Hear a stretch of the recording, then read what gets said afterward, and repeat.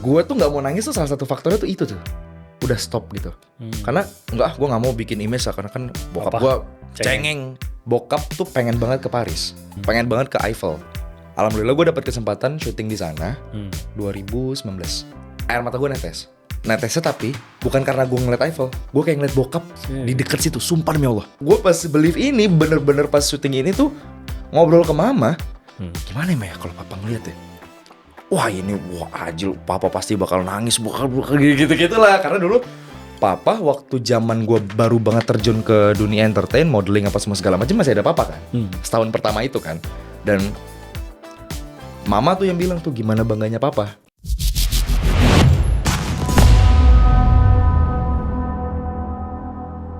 Selamat datang Manusia Masa Depan. Hari ini Manusia Masa Depan benar-benar kedatangan manusia masa depan. Karena biasanya tamu-tamu kita tuh mungkin udah senior-senior, kita banyak belajar dari mereka gitu. Tapi kali ini menarik banget karena kita akan mencoba memahami generasi muda ya, dari generasi mudanya itu sendiri. Ada Ajil Dito yang hadir di studio kita. Ajil, apa kabar? Baik Kak, alhamdulillah. Sehat ya, Jil? Alhamdulillah sehat. Terima kasih banyak sudah hadir di Manusia Masa Depan. Terima kasih banyak sudah mengundang ke Manusia Masa Depan. Waduh, kita senang kehadiran tamu termuda Manusia Masa Depan. Rekor. The first Gen Z loh. Yeah, first Gen Z, sumpah ya. First Gen Z. Ini aku nyapa sini apa sini? Kenapa sini? Sini aja sini ya. Itu nyapa penonton juga. Oh iya, nyapa. Biasa ini nyapa halo, sini. Halo. Nah, semuanya. Halo. 8.300. 8.300-nya ini akan menyaksikan film terbarunya Ajil, yaitu yang katanya menjadi film laga berlatar perang terbesar tahun ini, Believe.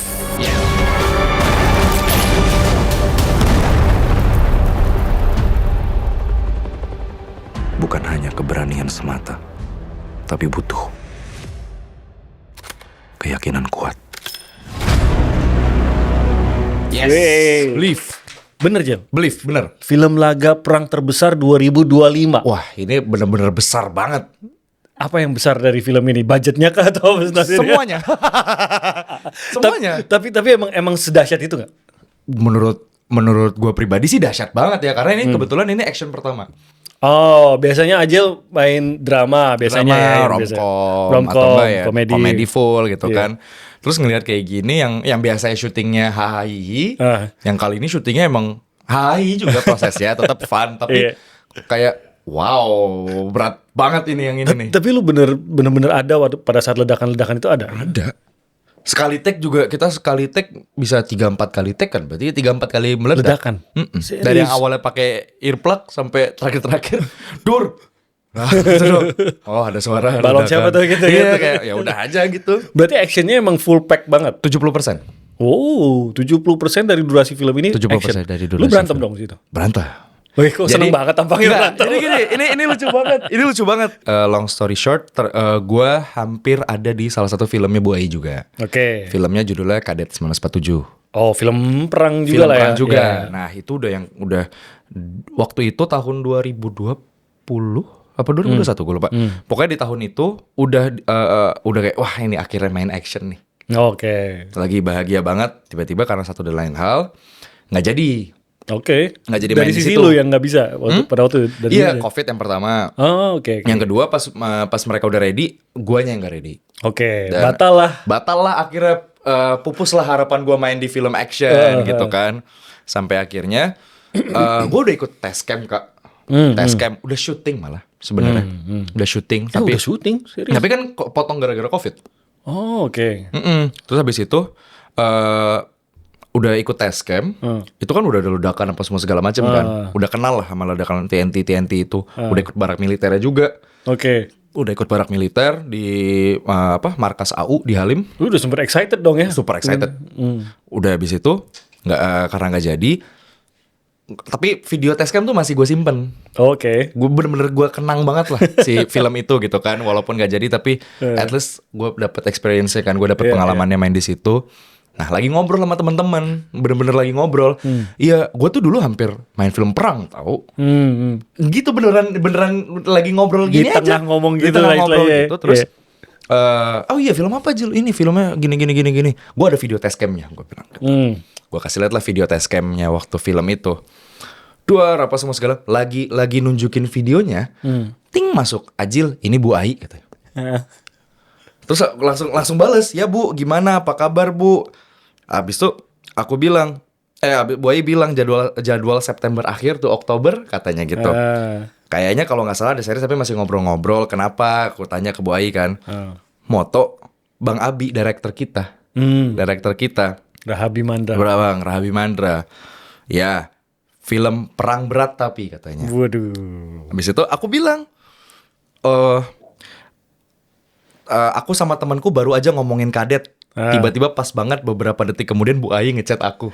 Dan emang beneran itu gue bener-bener wah rezeki itu atau emang takdir ya, nggak ngerti. Gila ya, tapi di saat itu juga lu ngomong ya. Iya, di saat lagi ngobrolin film itu tiba-tiba masuk chatnya. Wah, mestakung Persis. itu. Apa? Mestakung, tahu mestakung nggak? Mestakung, semesta mendukung. Wah, kelas. Yo. Itu istilah milenials ya? Iya, sebelum itu kayak, iya millennials, iya bukunya kayaknya kira-kira era millennials lah gitu. Iya, kira baru lah di situ ngobrol. Oh, film gini gitu. Jadi proses langsung awal. tuh. Jadilah si Believe ini dan syuting. Dan sudah selesai. Dan siap tayang di Kapan? bulan Juli tanggal 24. Wih. Ini kita tayangnya tanggal 26 lain. Iya telat dong ya. Enggak. Sebelum. Kalau gitu kita spoiler aja ceritanya di sini. Jangan dong, kan pasti ada yang mau nonton. Enggak. Kita tayang sebelum kok. Jadi Believe itu menjadi film laga. Sebenarnya film laga ya. Iya, laga. Jadi bukan hanya film perang tembak-tembakan, tapi memang ada berantem-berantemnya. Hand to hand combat. Lu latihannya gimana aja? Latihannya itu ya latihan koreo, terus dibarengin sama latihan sikap militer juga. Oh, latihan koreo, tapi kan lu udah biasa di Super Seven, mirip-mirip lah koreonya ya. Gimana?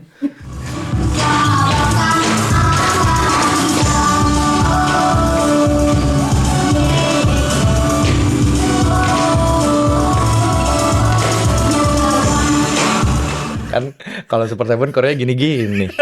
Kan kalau fighting kan kalau Believe kan gini-gini. Agak arah tangannya iya, agak beda aja beda gitu. nih. Kalau Super Seven kan tangannya ke atas ke bawah. Ini kan emang ke muka. Ke muka orang Ini kan gitu ke muka ya. orang. Beda. Dan ini belum pernah ya di film-film apapun lu sebelumnya. Apa? Belum pernah ada yang berantem tuh sama. Adegan berantem pernah, tapi kan cuman 5-6 gerakan selesai. Oh, dan juga karena part of the story aja gitu iya, ya. part of the begitu story aja. Kalau yang benar-benar full action, yang emang sampai berantem, ada pisau-pisauan apa segala macam ya itu baru ini. Dan senjatanya seberat itu ya. Senjatanya berat. Lu bawa senjata 4 kan kilo, kan? iya. 3 Dipakein 4 kilo tuh. senjatanya. Dan belum tambah lu peralatan-peralatan. Belum tambah ranselnya, belum tambah ya magazennya yang udah emang beneran diisi kan? Iya, dan dengar-dengar katanya magazin lu dibanyakin. Sebenarnya harusnya nggak sebanyak itu katanya gitu. Emang iya? Iya katanya. Kurang ajar juga nih orang Arten. Katanya sebenarnya 4 aja udah cukup, tapi lu dikasih 8 apa? 4 ya bener. 4 2 sini 2 kiri 2 kanan. Jadi biar feel-nya tuh dapat, tapi emang lu bener-bener keringetan bener ya.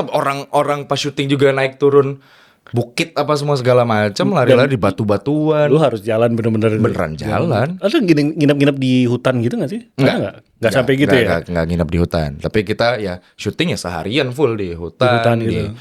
gunung di kaki gunung kan waktu itu kita syuting kan, Kak. Tapi setelah lu menjalani film laga perang pertama lu nih, itu buat lu menjadi lebih berat nggak? Syuting tuh lebih berat atau justru menurut lu ya ya semua punya kesulitannya masing-masing drama gitu. Itu sih Kak. Semua punya kesulitannya masing-masing. Waktu gue syuting drama, mungkin yang jadi kendala buat gue dari segi mental. Otomatis dong, karena kan memang kita kan penuh rasa apa semua segala macam. Nah, kalau film action ya secara fisik gue bener-bener diuji banget nih di film ini. Tapi kebetulan film Believe dua-duanya ada sih. Maksudnya dramanya juga kuat antara ayah dan anak, antara gue dan Bang Wafda, sama actionnya juga kuat gitu. Jadi ya kita nggak pengen orang cuman nonton film ini karena actionnya. Gimana lu membagi fokus? Karena lu fokus harus membuat film action yang keren. Dan itu kan butuh fokus banget gitu. Tapi di sisi lain dramanya nggak boleh lu tinggal nih. Itulah kenapa direkturnya 2. Oh gitu. Iya, direktur kita kan Bang Rahabi Mandra sama Bang Arwin Wardana. Nah, Bang Arwin tuh ya spesialis nangis-nangis lah. Oh, spesialis gitu. spesialis Sisi drama-drama dramanya, ya itu Bang oke. Arwin fokus ke situ walaupun pekerjaannya tetap berdua mereka tetap berdua tapi Bang Arwin memang lebih difokuskan untuk scene drama. Jadi mereka walaupun dikerjakannya bareng-bareng berdua, tapi sudah ada tugas Objektifnya masing-masing. masing-masing, Tetap iya. ya, lu yang lebih harus memperhatikan Lu handle ya, gitu. Oh gitu. Dan itu ngebantu ya. Membantu banget Bang. Jadi arahannya jelas ya Iya. pada saat syuting gitu. Jadi Believe itu yang saya tahu nih ya. Karena kan udah rilis trailer segala macam nih. Perangnya sih dahsyat kayaknya. Kalau gue lihat juga ya ledakan-ledakannya. So far yang gue tahu ini film dengan ledakan paling banyak. Oh iya. Film Semoga meledak. ya salah satu film action di Indo yang punya ledakan paling banyak tuh Wow. salah satu film Believe. Berapa ledakan sih? 22 ya? Berapa sih? Gue lupa ya. Lupa pokoknya ya sekitar pokoknya Paling belasan banyak atau puluhan. gitu. Wow. Waduh, Enggak nyampe ratusan. Ratusan setnya hancur semua dong. lapisan wafer kan itu ya kalau ratusan. Ada mereknya. Mungkin mau sponsor di Jangan. Ya, kalau sponsor sih nggak apa-apa. BA cowok ada saya. Langsung dapat. Udah gitu sampai bikin kampung segala ya. Iya, kita bangun tuh. Dibangun perkampungannya dan gua kan waktu itu adegan itu diambil waktu gua lagi di atas helikopter kan. Gue ada di atas helikopter. Wow. Gue gak tahu di spoiler apa enggak. Kalau misalnya spoiler di-cut aja. Ikat aja. Tapi gue cuma pengen ngobrol. Itu gue ngeliat view-nya dari atas itu dan Keren banget ya. gila keren banget. Ini ya, sejadi itu kampungnya dibikin ya. sejadi itu, sehidup itu. Maksudnya Sehidup memang itu ya? kayak perkampungan beneran dan memang sebelumnya ada kehidupan gitu. Wow. Dan yang saya dengar abis itu dibakar katanya kampungnya. Iya. Udah dibakar. capek-capek dibangun. Udah dibangun, dibakar. Dibakar habis itu karena merupakan bagian dari cerita. Bagian dari part lagi. Bagian dari film. Dari filmnya. Saya nggak tahu apakah ini spoiler, tapi nggak apa-apa. Kita baru tayang September soalnya, jadi nggak apa-apa. Wah, makin lama dong. juga ya. Itu 17-an juga lewat ternyata. Ternyata kelamaan. Anyway, itu jadi lama nih ngomongin filmnya karena seru sih. Karena gue paling seneng tuh kalau misalkan film Indonesia tuh ada upaya memperluas genre gitu loh. Oh iya. Jadi kita kan bukan tidak menghargai genre yang ada karena katakanlah kalau utama di Indonesia dari luar kepala aja pasti pemirsa kita udah bisa menyebut genrenya apa, horor pasti gitu kan. Pasti gitu. Horor, drama gitu, itu udah pasti. Tapi gue seneng tuh kalau melihat ada filmmaker yang coba deh kita perluas ke misalkan organized crime gitu kan. Itu keren tuh menurut gue. Walaupun iya usahanya tuh memang berat.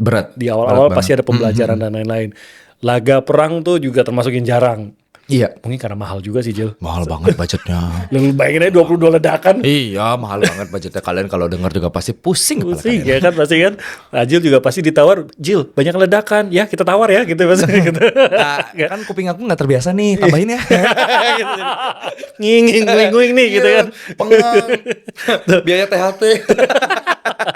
Tapi ini layak ditonton lah 24 Juli. Layak banget. Oke, Jil, manusia masa depan biasanya kita membahas soal apa yang perlu dipersiapkan di masa depan. Jil, lu sama gue jaraknya berapa? Lu lahiran berapa ya, Jil? 2001. 2001. Berarti kita beda 3 tahun. Nggak ada yang bohong. Iya, lo 2004 kan, Kak? Mudahan gue malah. Berarti 2001. Berarti berapa ya? 20 tahun. 21 lu berapa? tahun. 18 19 tahun ya, 19 tahun. 19 tahun ya, 19 tahun. Jadi otomatis nih gua malu nih ada gap generasi. Gua jatuhnya di milenial tua. Lu masuknya di Gen Z gitu. Betul. Banyak tamu-tamu yang gue undang itu bahkan dari Gen X gitu ya. Iya. Jadi lebih senior lagi. Bahkan kemarin Mas Adi tuh berarti jatuhnya Baby boomer ya. Boomer? Baby boomer 60 apa tahun boomer? baby boomer dong. Jatuhnya baby boomer saya. Kita banyak belajar gitu. Tapi gua seneng lu hadir di sini karena gue juga pengen mendengar dari Gen Z sendiri gitu kan. Iya. Lu sendiri gue pengen tahu dulu nih. Lu sendiri memandang masa depan tuh seperti apa, Jil? Dalam arti gini, kalau kita nih, ini lagi-lagi, ini dari luar Gen Z nih, memandang bahwa kayaknya masa depannya Gen Z ini bakal lebih berat dari kita nih. Mereka dengan AI-nya mereka, dengan kondisi geopolitiknya, dengan kondisi mungkin di dalam negeri segala macam. Iya. Kayaknya hidup kalian nih lebih berat gitu. Lu ngerasa gitu gak sih? Kayaknya kalau masalah untuk masa depan tuh kayak gimana ya dalam mandang masa depan berarti kan. Kakak waktu seumuran gue juga pasti mikirin kayak gitu kan. Gue ada perbedaan nih, Jil. Kalau dulu waktu gue ngerasa ya kalau sebenarnya, gue ngeliat masa depan tuh kayak wah keren, mobil terbang segala macam. Iya. Tapi seiring usia itu agak tenggelam tuh, Jil. agak lebih burem. Kalau mobil tenggelam macet kan langitnya. Dari terbang jadi tenggelam Iya kan, jadi tuh. kan. Lu gimana? Gue gue sih mandang masa depan sebagai menurut gue gini, setiap generasi mandang masa depan pasti punya kesulitannya masing-masing kan. Iya sih. Iya, dan menurut gue nggak ada yang kayak susahan siapa karena kan masing-masing kan berkembang sesuai zamannya kan, Kak. Iya sih, ya. Jadinya lo mungkin nganggep masa depan bakal gimana, gue nganggep masa depan bakal gimana, nanti yang di bawah kita juga bakal nganggep masa depan tuh kayak gimana ya gitu. Jadi menurut gue mandang masa depan tuh, gue anaknya pasrahan lagi. Go with the flow ya. Iya, just go with the flow. Gue ya udah kedepannya mungkin gue akan menjadi seperti kalian mandang Gen Z. Gue juga akan mandang gen apa sih? Alpha. Ya? Gue akan mandang gen Alpha juga, gimana cara kalian mandang Gen Z gitu. Lu mandang gen milenial deh. Guru. Ngeliatnya guru. Ya gen di atas gue jauh. Yang semua yang di atas Gen Z ya menurut gue guru. Walaupun gue juga punya pandangan gue sendiri ya. Tapi gue ngeliat milenials tuh udah pasti orang-orang yang memang millennials tuh gen yang ngalamin dua perbedaan. Maksudnya dari yang dari digital analog. Iya, maksudnya perbandingannya kan dan pergerakannya. Kalau gue ngalamin proses menuju teknologi yang sekarang udah banyakan itu dari gue kecil kan. Sedangkan kalian dari kalian udah mulai remaja ke dewasa. Mungkin udah SMA berarti kan udah remaja menuju dewasa kan, Kak. Tiba-tiba dihajar lagi sama ada teknologi baru apa nih gitu, apalagi gitu. Dan menurut gue millennials itu gen yang paling versatile. Bisa menyesuaikan diri. Dibanding kalian kena yang sebelum kena metode lama kena metode baru juga masih bisa compete gitu. Kalau Gen Z kayaknya seumuran gue kena metode lama kayak pecah kali kepalanya. Enggak, orang udah ada internet, orang udah ada AI apa segala macam gitu-gitu. Mungkin udah melihat ya ngapain juga gitu, ngapain kan juga sekarang udah gitu. Jadi enggak ke arah sana. Menarik sih karena Gen Z ini sering kali dibilang, jadi gue pernah gini, Jil, gue pernah ngobrol sama dosen gitu ya. Dosennya udah 30-an tahun gitu ya. Dan dia bilang, saya sih ngakuin Mas, dia dosen ekonomi. Saya ngakuin nih Mas, saya ngajar 30 tahun, berarti udah beberapa generasi lah gitu kan, 3 generasi setidaknya gitu. Dia bilang generasi sekarang tuh memang berbeda sih. Apa sih bedanya? Jadi dia nggak langsung bilang negatif ya, tapi dia bilang beda gitu. Cara mereka menerima didikan, cara mereka menyikapi ajaran gitu. Ini nggak lantas negatif, but it's just different gitu. Jadi ada sepertinya ada sesuatu yang membedakan pada saat tumbuh dan lahir di era digital dengan mereka yang sebelumnya. Dia merasa bahwa gue bisa pakai metode-metode ngajar gue yang sama pada saat lintas generasi hingga ke generasi yang sekarang. Ini tiba-tiba nggak berlaku lagi nih metode lagi nih. Iya, macet nih. Jadi macet. Jadi gue cara mendekatkan diri ke mahasiswa udah beda. Cara menasihati mahasiswa udah beda. Bahkan metode mengajarnya pun udah nggak bisa sama gitu loh. Lu sendiri kalau mungkin mempelajari, mungkin lu melihat juga perbedaan antara apa sih bedanya ini generasi gue dengan generasi di atasnya kok. Dan gue yakin lu pasti pernah mendapat informasi bahwa generasi lu beda gitu. Tuduhan itu tuh Gen Z pemalas. Tenang aja. Dong. Milenial pada masanya juga dibilang pemalas kok. Pada waktu kita sama boomer kan? sama boomer sama Gen X kan? Jadi semua ada masalahnya. Tapi lu sendiri menilainya bener ada perbedaan gak sih? Kalau beda tuh gue sih ngerasanya beda banget ya. Karena beda banget. Gue nggak punya jawaban pakem. Nggak ngerti jawaban. Apa yang lu alami lah. Apa yang gue alamin. Tapi yang jelas yang gue cukup yakini adalah anak-anak sekarang tuh jauh lebih vokal. Iya sih, iya. Jadi mereka lebih vokal untuk nyampein apa yang mereka mau, apa yang mereka butuh, mereka pengennya dapat feedback apa, dibanding sama yang sebelumnya. Karena dari dulu, kalau menurut gue pribadi, itu salah satu perkembangannya karena teknologi dan internet, Kak. Zaman dulu, ketika kita mau menurut gue kenapa nggak banyak yang kayak gitu, karena ya dulu nggak dapet support dari orang luar. Kalau sekarang kan misalnya gue orang yang nggak berani nyampein pendapat atau apapun itu, gue seeking of it, gue lewat internet, lewat X atau lewat Facebook atau lewat Instagram gitu. Second account second account kayak gimana ya, gue pengen ngomong tapi gue nggak berani. Tapi kan ada temen, ada publik yang tiba-tiba ngedorong semangat, ayo untuk ngomong, jadinya lebih berani.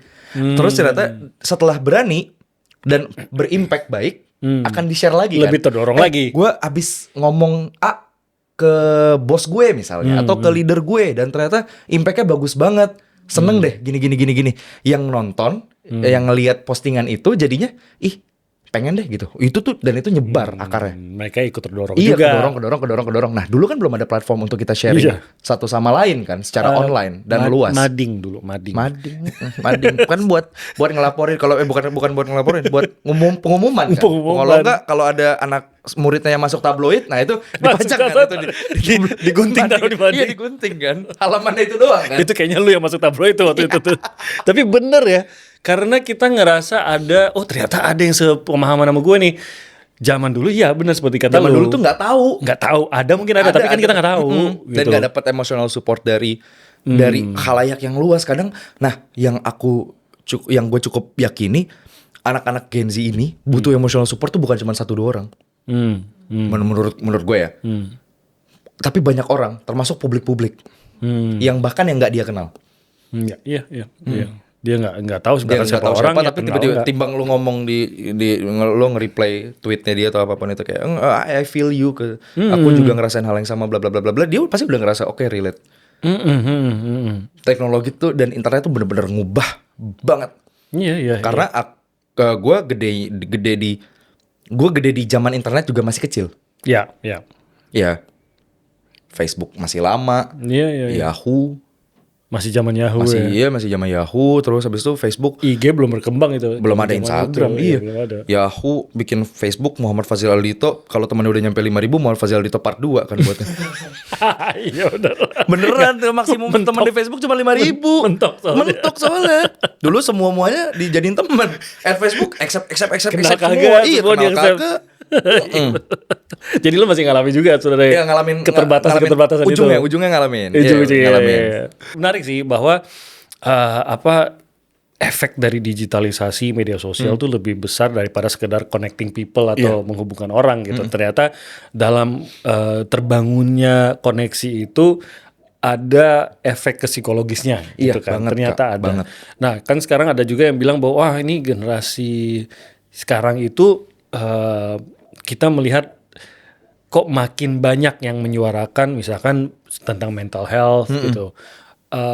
Itu yang mungkin sering ditangkap sebagai wah emang tantangan generasi lu lebih berat kali atau memang berkembangnya generasi mudanya ini agak beda sama yang dulu. Dulu tuh banyak hidup udah susah, jadi terbiasa susah. Iya. Kalau sekarang kan kesejahteraan mau tidak mau kita harus akui kesejahteraan pasti lebih baik, fasilitas lebih baik. Sehingga kalau menemui fasilitas yang buruk menjadi lebih nggak bisa terima gitu. Itu benar nggak? Benar menurutku. Sebenarnya udah karena ada kenyamanan yang karena udah nyaman dan memang karena memang bener-bener kayaknya sekarang tuh sekarang tuh serba gampang. Iyalah. Mau pesan makan, tinggal ojek. Maksudnya gitu. ini tuh bener-bener kita bisa ngapain aja. Iya. Semua hal bisa kita lakuin. Iya. Bisnis, jual A, jual B, pesan A, B. pesan B. Ya, bener-bener kita bisa, bahkan dari ini udah bisa jadi duit lagi kan, main game. Maksudnya bener-bener sekarang semua lini ya sudah bisa dicapai oleh satu benda. Satu benda yaitu HP. Yang zaman dulu nih. Yang zaman dulu kan nggak ada. Kalau emang mau jualan ya lu buka stand. Iya. Iya kan. Kalau misalnya mau promosi ya lu mulut ke mulut. Iya. Atau nggak flyer. Iya, itu lu masang iklan di koran nggak semua orang sanggup gitu iya, kan. Nggak semua orang bisa juga gitu kan. Bahkan ya sesimpel mau teleponan aja kan. Orang dulu kan ke wartel. Dan kalau mau keluar negeri tuh harus beli kartu khusus. Iya, macam-macam lagi kan. Kalau sekarang mau ada eSIM. Iya. Benar-benar sangat dimudahkan. Iya, jadinya ketika ada hal yang nggak sesuai atau nggak yang biasanya nggak pernah dia alamin ya udah otomatis pasti ngedinai yang kayak enggak masa segininya sih gitu. Dan terasa aneh kok hidup sulit sih gitu ya. langsung drama ya. Tiap hari gampang kok tiba-tiba jadi sulit gitu. Ada satu lagi nih yang gue mau tanya. Karena ini gue tangkap dari beberapa anak-anak mungkin keluarga juga yang generasi muda termasuk dalam ini ya tentunya Gen Z gitu ya. Iya, Kak. Mimpi tentang apa yang dicapai di masa depan, kalau di boomers apalagi ya, mereka tuh memimpikan punya pekerjaan stabil. Itu aja, mau kerja dimanapun itu. Dimanapun itu asal stabil. Makanya dulu ASN pegawai sipil sebelum ASN apa namanya? Pegawai PNS. PNS ya. Itu jadi impian, Iya. ya kan. Nah, masuk ke millennials sama juga sebenarnya, pengen punya pekerjaan stabil. Tapi kalau bisa multinational company atau misalkan BUMN besar gitu, tapi tetap kerja stabil gitu. Kalau bisa punya pensiun nanti tuanya. Semakin ke sini, mungkin dengan ada startup ya. Iya. Kita semakin sering melihat generasi muda yang pengennya nih, sederhana nih, gue bikin startup, laku, IPO, gue jual, kaya. Kalau bisa dalam 5 tahun. Oke. Itu yang buat aku short term banget ya. Short term banget gitu. Jadi pengen bisa nggak sih gue mencapai suatu itu dengan short term? Lu gitu nggak? Enggak lagi. Karena gue nggak bisa dibilang enggak. Tapi kalau ada kesempatannya gue mau. Ya, gue juga mau sih kalau katanya. Tapi gue mencoba realistis, enggak lah. Itu impian doang kalau buat gue gitu. Itu. Iya. Gue juga nganggap, gue pelan-pelan udah mulai menganggap kayak gitu karena gue pribadi, gue ngalamin namanya fight soalnya sama keadaan. Proses gue bangun karir, walaupun gue bukan kantoran gitu ya. Tapi gimana gue bangun karir, dari mana gue berangkat, ya gue ngalamin banget gitu. Dan gue, menurut gue untuk mencapai hasil yang besar, akan ada proses yang lama dan yang panjang dan besar juga. Jadi lu menekankan dan lu menyadari bahwa mencapai suatu prosesnya tuh nggak ada yang simple. Dan yang gue yakini, ketika kita berproses panjang serta baik ya, otomatis ya kita berproses harus panjang serta baik juga prosesnya, nggak boleh nyakitin orang lain atau nggak boleh menyinggung atau apapun itu. Cara-cara curang. Iya, cara-cara curang apapun itu. Ketika kita dapat itu insya Allah bakal bertahan lama, Kak. Instead of instan. Ya naik. Ya menurutku, menurut gue naiknya cepat, turunnya cepat. Naiknya lama, turunnya lama. Kalau turun. Bagus kalau nggak turun. Iya bagus. Naiknya naik, udah di atas ya pertahanin konsisten. Tuh. Menurut gue yang susah mempertahankannya justru. Iya sih. Kita lihat apalagi sekarang ya era viral gini ya. Iya. Sesuatu yang naik tuh bisa sangat cepat gitu. Tapi sama juga langsung turun, hilang tuh, beneran hilang. 1-2 hari. Makanya itu tuh berlaku di entertain kan. Itu sangat berlaku apalagi kita lihat di entertain yang kayak tiba-tiba gue ngomong rada bahaya nih, tapi nggak apa-apa.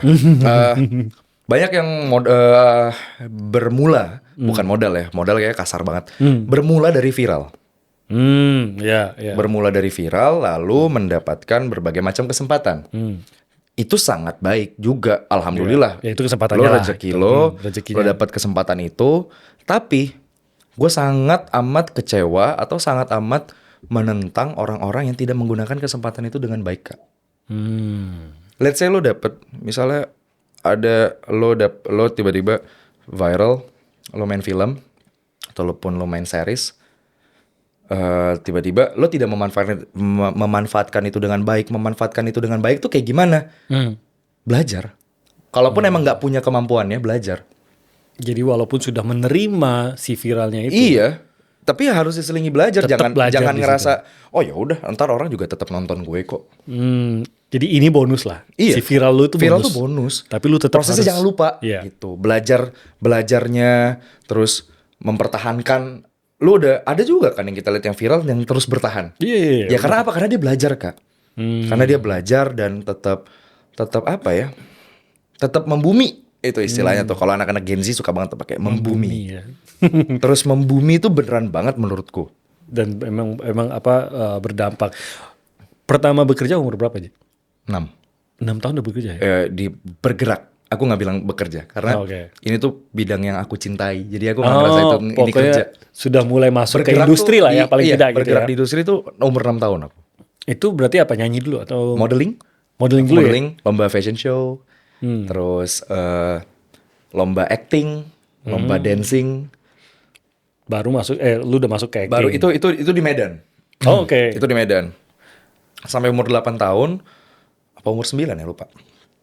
Pindah ke Jakarta coba dunia entertain di sana. Di Coba Jakarta dunia entertain di sana di sini di Jakarta. Cobain dunia entertain. Pertama kali inget banget tuh ikut Model Hunt Plaza Semanggi. Prosesnya di situ. Terus abis itu ya alhamdulillah juara. Ketemu sama agensi iklan. Itu umur 9 tuh. Mam anaknya lucu, sini aja casting katanya gitu. Ya, kira ikutlah casting iklan.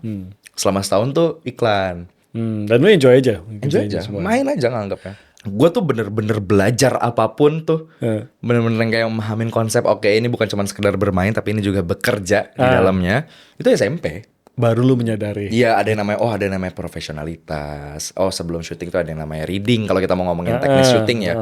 Ada namanya reading, ada namanya test cam, gitu-gitu deh. Pokoknya baru belajar tuh bener-bener tuh SMP. Pas SD tuh hahaha tok.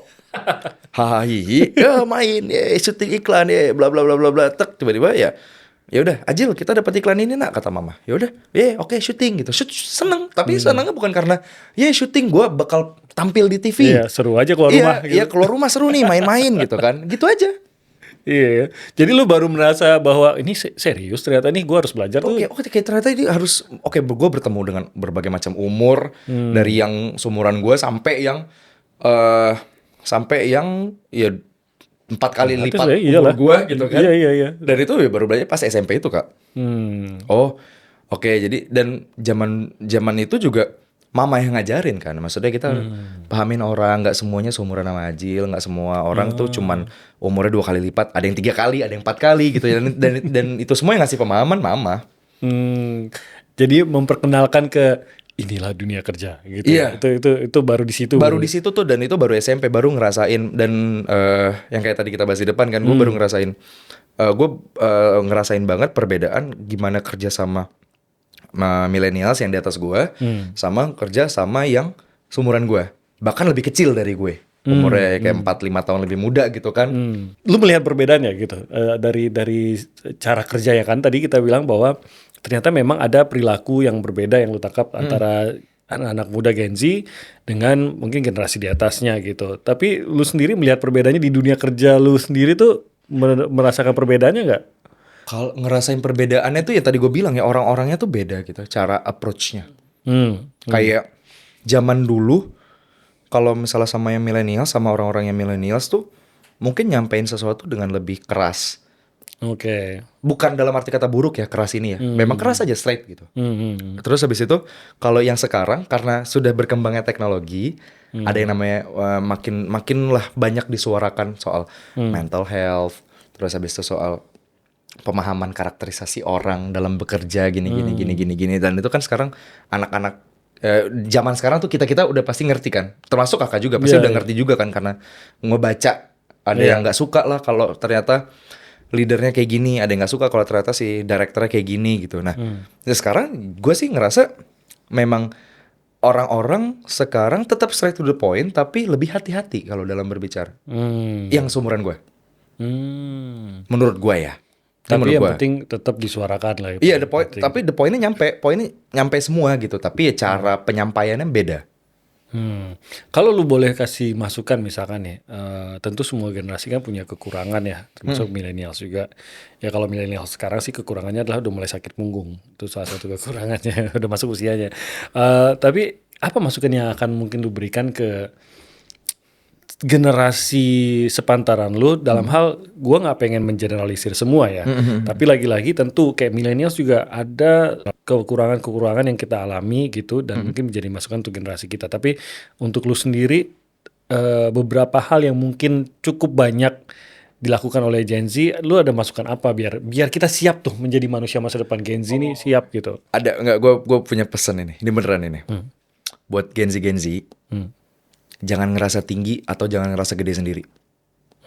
Karena kita nih ya, kalian yang Gen Z nih yang nonton nih ya, kita tuh yang ngajarin kita tuh gen-gen kita sebelumnya. Itu sih kadang banyak orang, aku nggak tahu ya dialami juga sama millennials atau enggak. Aku tuh banyak banget ngerasa Gen Z tuh kayak ngerasa gue kan ini kan atas usaha gue bla bla bla segala macam. Ya memang usaha sendiri ya, tetap ada pasti mostly usaha sendiri. Tapi kan kalau belajar kan kita nggak mungkin belajar sama diri sendiri doang toh. Belajar kan nggak selain sama diri sendiri kan sama yang lain, sama yang seumuran kita, sama yang di bawah kita. Terlebih lagi sama yang di atas kita, karena udah pasti guru pasti lebih tua dari murid, gitu kan. Dosen lebih tua dari mahasiswa-mahasiswinya gitu kan. Guru les juga pasti biasanya lebih tua daripada kita gitu kan. Jangan lupa, kadang aku tuh ngerasa gak tau ya apa karena perkembangan teknologinya, karena internet jadinya bisa cari membaca apa sendiri gitu. Dan aku ngerasa membaca berita dari banyak orang. Aku tuh ngerasa ya udah kok Gen Z ini kok gen gue ini kok pada ngerasa apa ya? Jadi ngerasa tinggi mungkin ya. Karena gue lebih ngerti dari elu gitu. Iya. Gue lebih ngerti dari elu, hey para millennials. Gitu. Gue sering banget nangkep, gue sering banget ngebaca tuh yang kayak gitu-gitu.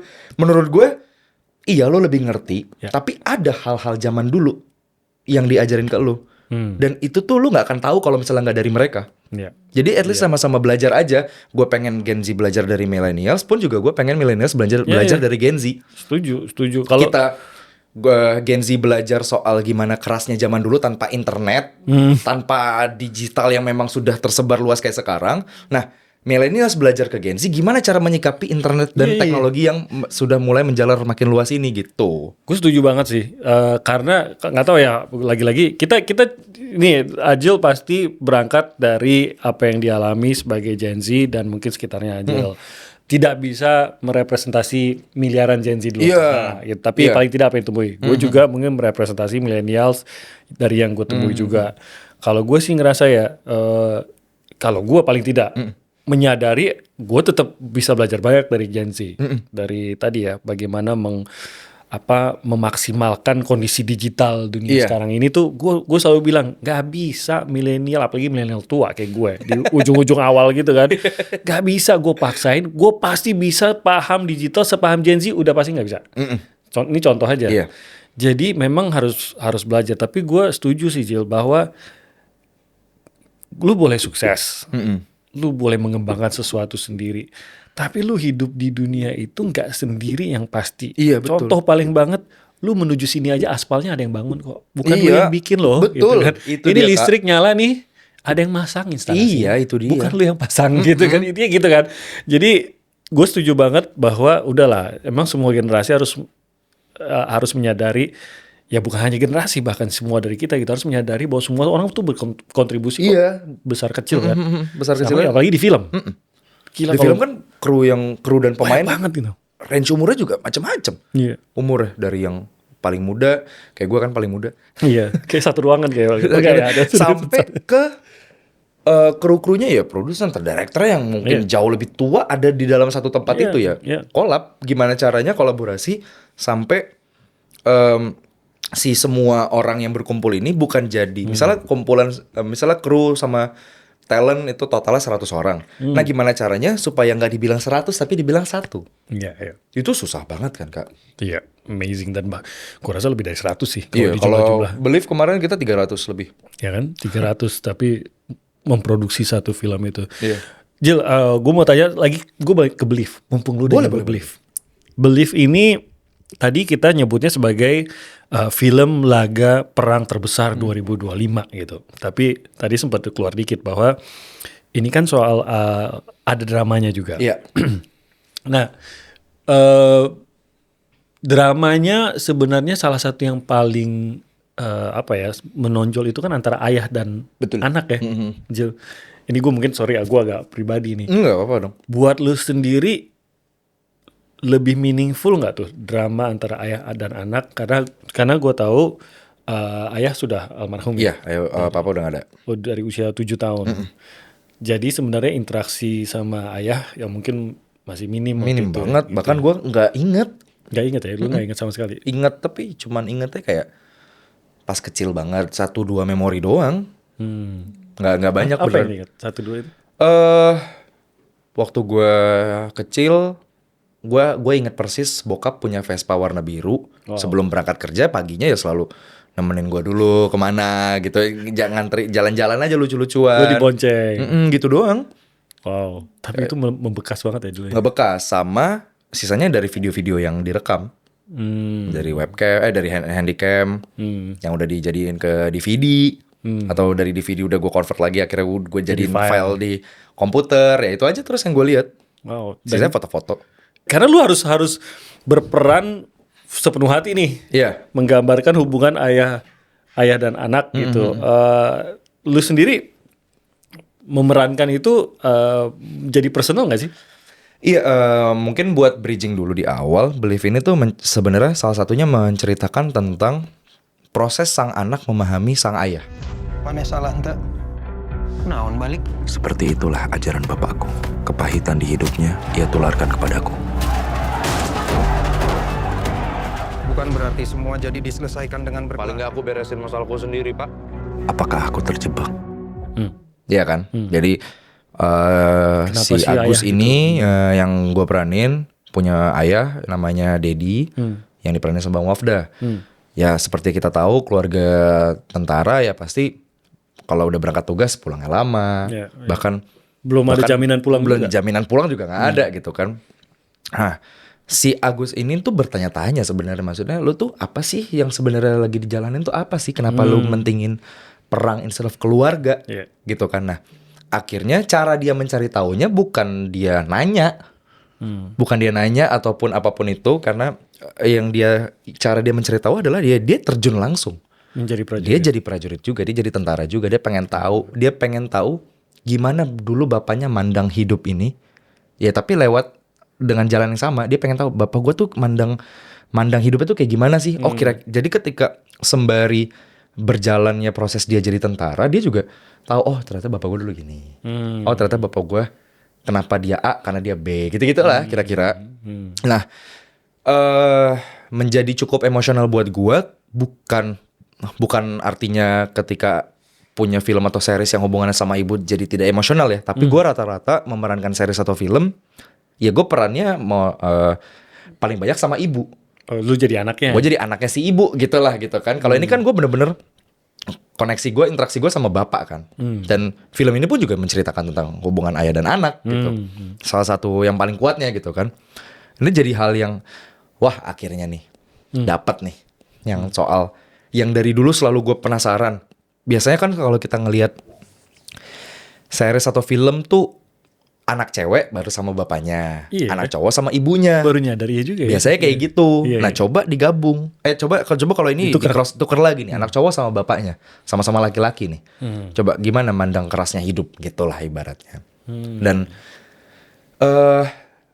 tapi jadinya ini sih sebenarnya, Kak. Jadinya hal yang apa ya, baru buat gue. Apa tuh? Mandang bapak. Iya, maksudnya belajar memahami bapak gitu. Si karakter Agus ini jadinya baru banget di Ajil gitu. Karena Ajil pribadi ya nggak ngerasain bapak kan. Jadi membayangkan Iya, gitu jadi ya. oke, kira-kira begini gini gitu. Karena dan gue tuh punya kecenderungan semua orang, semua karakter yang jadi bapak gue di series ataupun film itu gue anggap bapak beneran sampai sekarang. Oh ya? Iya. Jadi kayak craving for daddy deh. Aduh, ini kesadaran dari dalam gitu. Iya, kayak gue jadinya ya nggak, tapi tetap ibunya juga tetap gue anggap ibu gue beneran gitu loh. Iya. Tapi gue nggak ngerasa karena gue nggak punya figur bapak yang figur bapak itu munculnya di ibu kan, di ibu gue kan, yang ibu gue single parent, dia jadinya sepaket kan, jadi bapak juga, jadi ibu juga gitu kan.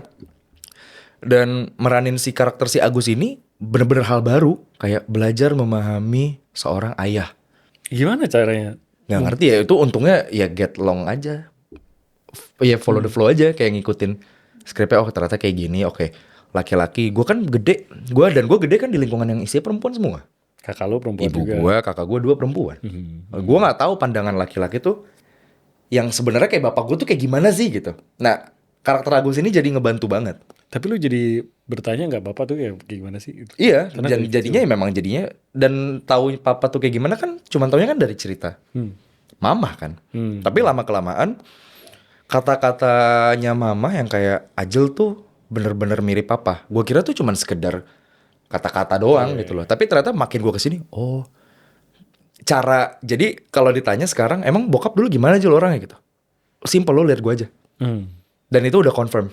Itu hal yang gue yakini, yang ternyata semua keluarga gue juga menjawab hal yang sama. Gimana bapak gue, ya itu persis gue. kayak lu lah pokoknya. Udah gue deh gitu. Bahkan sekarang rambutnya lagi sama nih. Oh serius? Sekarang lagi sama nih rambutnya nih sama papa nih. Papa pas zaman seumuran gue juga lagi kayak gini rambutnya persis nih.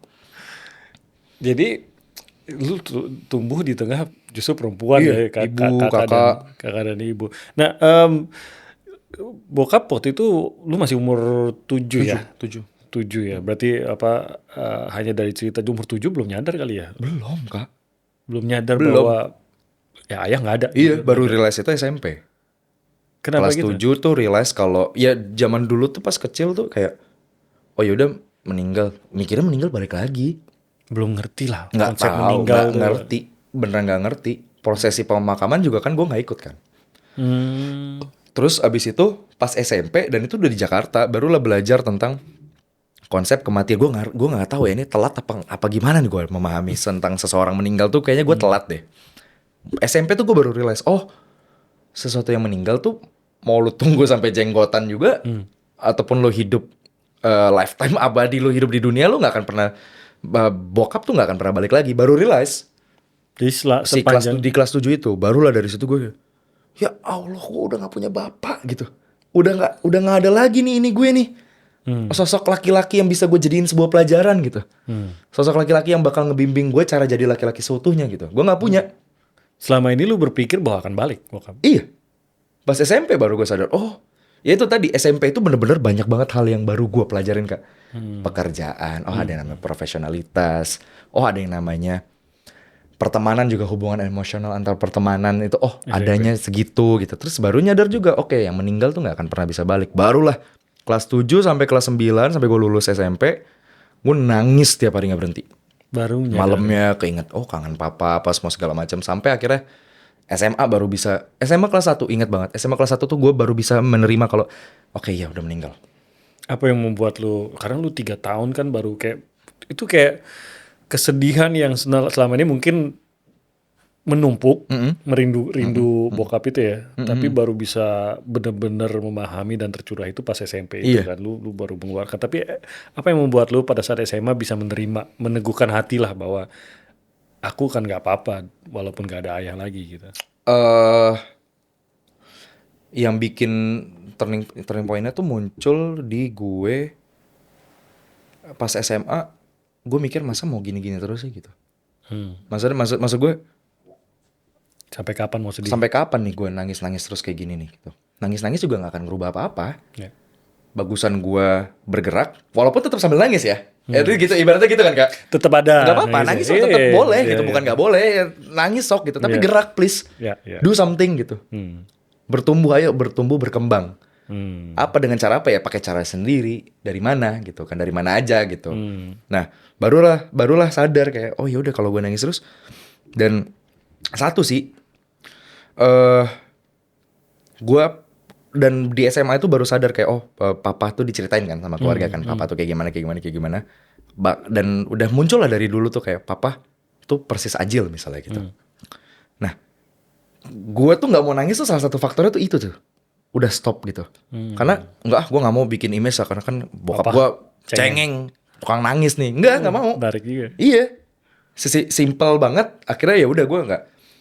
Akhirnya gue coba untuk nggak gampang nangis walaupun tiba-tiba nangis tapi dalam hati gue ya udah sih papa juga pasti pernah nangis kayak gitu jadinya. Tetap ada gitu. Iya. Tapi lu merasakan ini gak Jil? Maksudnya ya lagi-lagi gue nggak mau sotoy mencoba memahami apa yang dilalui gitu ya. Tapi gue hanya bisa membayangkan walaupun sudah pergi karena kita percaya dengan kehidupan selanjutnya kan gitu ya. Kehidupan selanjutnya maksudnya adalah ya di alam sana gitu. Lu pribadi merasakan gak bahwa misalkan pada saat lu main film laga perang pertama lu yang lu bilang menjadi salah satu kenangan yang gak akan pernah lu lupakan. Lu merasakan presence kebanggaan bokap lu gak kalau misalkan andaikan bokap lu hari ini? Ada lagi iya. Gue bahkan sering banget ngobrol sama nyokap yang kayak mah ini kalau papa ada nih sekarang nih umur aja sekarang gimana ya? Oh papa pasti bangga begini-gini nggak udah papa pasti udah kemana-mana tuh udah ngobrol sama semuanya dan kata mama gini dan mama yakin mama pasti nggak akan banyak nemenin Ajil Kenapa? Karena udah pasti papa yang nemenin Ajil kemana-mana tuh gitu, udah mikirnya kalau kata mama tuh kira-kira begitulah papa gitu kan. Yang dimana gue pas denger iya gitu, tapi kadang tiba-tiba nangis kangen papa gitu. Tapi udah akhirnya sekarang ngerasa bangga tuh kayak ngelihat apa ya, kayak banyak hal yang dulu sama bokap tuh gue bener-bener turun tuh dari bokap. Apa tuh? Klub bola favorit udah pasti lah ya. Klub bola, kalau gue klub bola favorit gue nurun dari bokap. Apa sih? Madrid. Oh, Barcelona. Aduh jelek. Kita akhiri di sini. Sekarang Thank you semuanya. terus. Bokap tuh suka banget Madrid dan nurun ke gue. Oke. Tanpa Ronaldo Tanpa ya. pernah ditularkan ya? Enggak, nonton ya, paling oke, nonton gitu, itu pas oke. zaman-zaman kecil masih. Wah, anjir, umur gue berapa ya? Ya Los Galacticos 2 ya zamannya Los Galacticos 2. Iya. Raul, Zidane, Ronaldo Beckham. juga itu. Ronaldo botak kan? Botak tapi. Belum Ronaldo 7 kan. Ya itu zaman-zamannya itu. Terus habis itu nurunnya sampai sekarang gitu. Terus ternyata punya kecenderungan ngobrol tuh persis kayak gini. Jadi gue bener-bener kadang gue ngerasain kehadiran bokap tuh di diri gue sendiri ternyata. Kayak ngapain ya gue jauh-jauh nyari bokap tuh kayak gimana ya. Padahal gue tinggal ngaca atau enggak gue inget apa yang lagi gue lakuin gitu. Iya. Oh kira-kira bokap gini nih. Kira-kira gitu ya. Terus kayak apa sih selain bola, terus apa ya tadi ya? Gue tadi ada Musik mungkin atau apa? musik ya sama musik juga. Oh, iya? Penyanyi favorit gue sama bokap nyokap sama Siapa? Bryan Adams. Bryan Adams. Wow. Bryan Adams, terus apa? Banyak banget relatable antara gue sama bokap yang negara favorit. Negara favorit, sorry, bukan negara yang impian banget lah mau disamperin. Oh, ha. Nah, itu satu lagi core memory gue soal bokap. Bokap tuh pengen banget ke Paris. Pengen banget ke Eiffel. Nah, alhamdulillah gue dapat kesempatan syuting di sana 2019. Yang gue pertama kali, dan ini merinding lah gue cerita.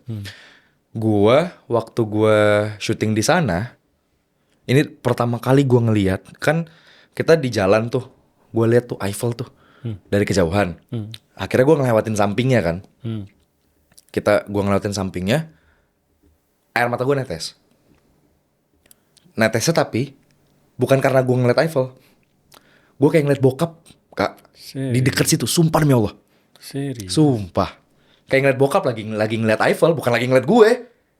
Lagi ngeliat Eiffel, lagi kayak gitu. Nah, gue dari mobil itu, dari bus gue ngeliat. Terus gue liat, iya Eiffel. Terus gue keinget lagi tuh, zaman si papa dulu ngomong gitu. Nangis gue. Serius. Nangis gue. Nah, akhirnya barulah kelar dari situ, kelar syuting. Gue tulis surat, bukan surat kayak gue tulis gue ambil 2 kertas, yang satu gue tulis surat tentang gue nyampein perasaan gue ke bokap, gimana gue kangennya, gimana gue nyampein betapa gue bangganya gue bisa kesini, Pa nyampe nih kita di negara impian papa gitu, yang sekarang jadi impian Ajil dan udah terwujud gitu kan. Itu surat gue gue pegang sampai gue di Eiffel itu, gue taruh di tamannya surat itu. Sampai satu lagi ada kertas pakai spidol, gue tulis Pa Ajil di sini. Gue foto, gue nangis lagi. Gitu. Eiffel tuh impian bokap banget. Papa tuh suka banget sesuatu yang mega, besar gitu, gede gitu. Nonton film juga yang gue tahu ya Godzilla. Dia suka aja gigantic things gitu. Dia suka banget gitu. Iya. Ledakan-ledakan besar. Besar. Nah, makanya gue pas believe ini bener-bener pas syuting ini tuh ngobrol ke mama. Gimana ya kalau papa ngeliat ya? Wah Ajil, papa pasti bakal nangis, bakal gitu-gitu lah. Karena dulu papa waktu zaman gue baru banget terjun ke dunia entertain, modeling apa semua segala macam, masih ada papa kan. Setahun pertama itu kan. Dan mama tuh yang bilang tuh gimana bangganya papa. Gue kan nggak sadar. Padahal di awal banget nih ya. Iya. Baru papa ikutan tuh. Iya baru di awal-awal ya meninggal. Iya. Wow. Thank you for the story, Jill. Makasih banyak sudah berbagi. Sama-sama, Kak. Tapi sebelum mengakhiri, kita lihat dulu trailer dari film Believe. Mereka adalah manusia-manusia pemberani. Sama Tuhan kita menyerbu dari langit. Ke medan tempur tanpa tahu akan kembali. Di antaranya, bapakku. Mana salah ente? Naon balik? Seperti itulah ajaran bapakku. Kepahitan di hidupnya, ia tularkan kepadaku. Bukan berarti semua jadi diselesaikan dengan Paling nggak aku beresin masalahku sendiri, Pak. Apakah aku terjebak di jalan yang sama? Ini misi one way ticket.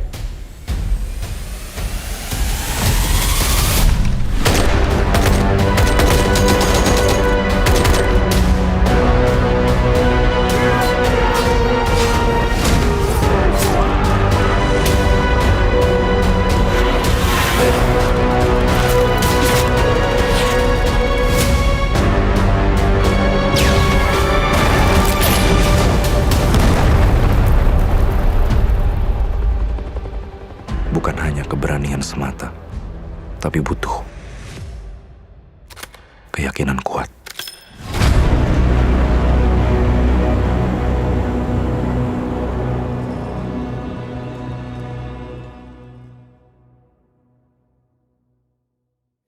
Oke, trailer dari Believe tadi sudah bisa dilihat, ledakannya banyak, dramanya juga ada, tadi udah di-share Ajil, spill dikit. Akan tayang di bioskop 24 Juli Yes, 24 Juli. 2025. 2025. Harus nonton di bioskop kayaknya. Harus nonton bioskop. Iyalah. Jangan tunggu tayang di OTT. Kelamaan. Iya, so bukan itu juga, bukan itu aja. TV-nya suaranya kecil soalnya. Iya, itu Nggak juga. seru. Nanti cuma gitu doang suaranya. Nanti cuma nggak dep keren. kecil doang. Iya, dep kecil. Harus Duar gitu kan. Oke, saksikan di bioskop mulai 24 Juli 2025. Ajil Dito, makasih banyak Cil. Thank you, Sudah Pak. hadir di Manusia Masa Depan. Sukses terus Cil.